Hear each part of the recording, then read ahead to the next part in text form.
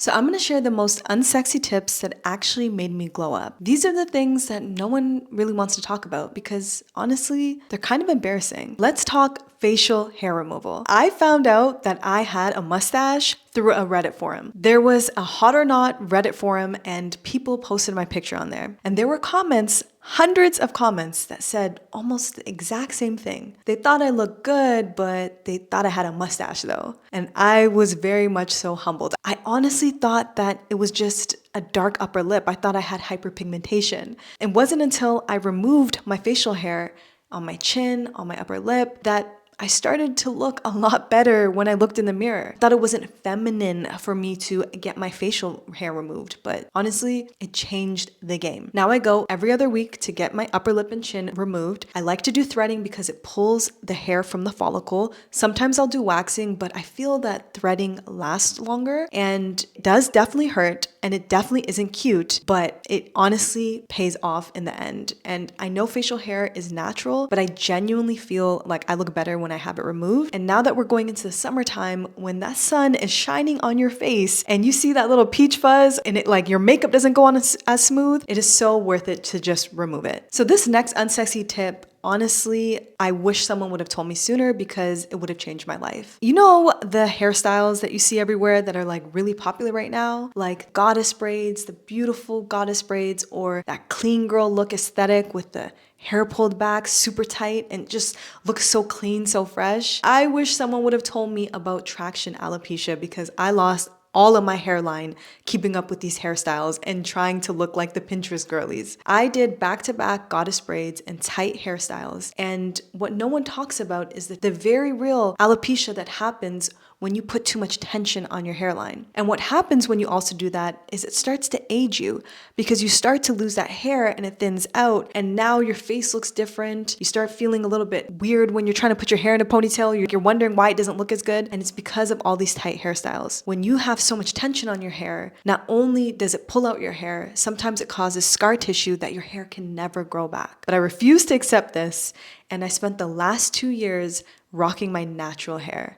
And it was very, very difficult to do that. But in these 2 years, my hair has started to grow back. I use oils, rosemary oil, Beyonce's hair oil. It actually works. Other oils from Amazon, I can link them in the description. But these things help my hairline grow back and it helped me have the confidence again in my hair when I step out. So if I could go back in time, I would say it's not worth it to pull your hair back like that and to give your hair rest. So this next unsexy glow up tip, if you have any issues with your skin, can save you a lot of money. I started to invest in medical skincare and seeing a professional. A few years ago, I had the worst breakout of my life. If you have ever dealt with this or you are dealing with this right now, I feel for you because I totally lost all of my confidence. What I wish someone would have told me then is that no Sephora product, no drugstore product, and none of these products that you see online for the most part can actually fix this issue. I had to see a professional and I could have saved thousands of dollars if I had done it sooner. I went and I seen my family doctor, a dermatologist, and an esthetician. It helped me heal my skin completely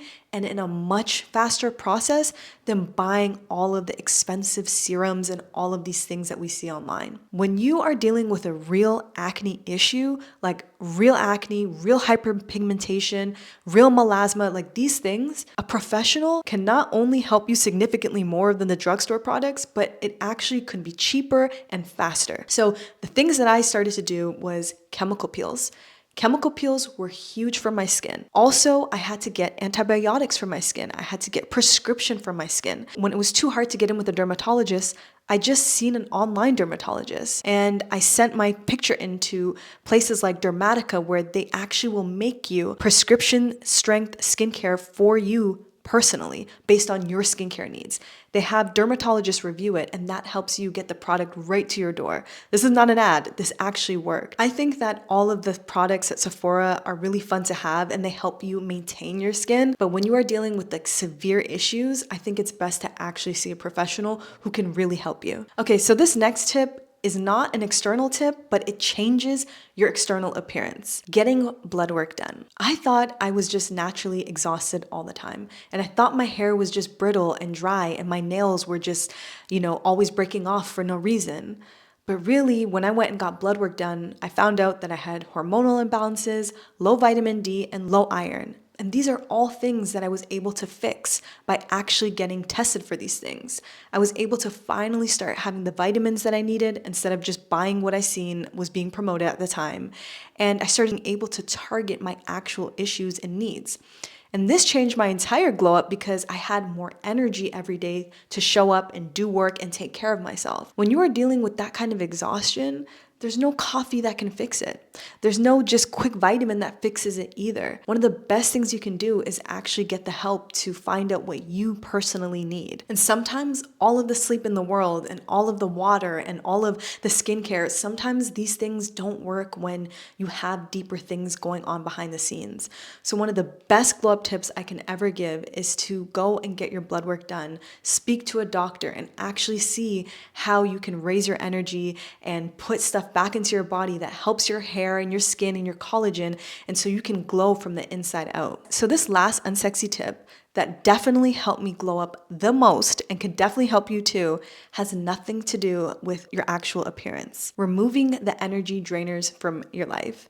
This was a game changer in my life. Once you start saying no to things that don't serve you and you start removing the things that drain your energy, you all of a sudden have the time, the space, and the energy for the things that fill your cup. After I worked on all of these physical things and even these internal things, I still felt really exhausted. It was difficult for me to remove weight, and I was always gaining weight, and I was getting breakouts, and I just didn't understand why until I realized that stress has an actual physical response on your body. You can literally gain weight, or it could be difficult to lose weight when you are stressed out. It's difficult to sleep when you're stressed out.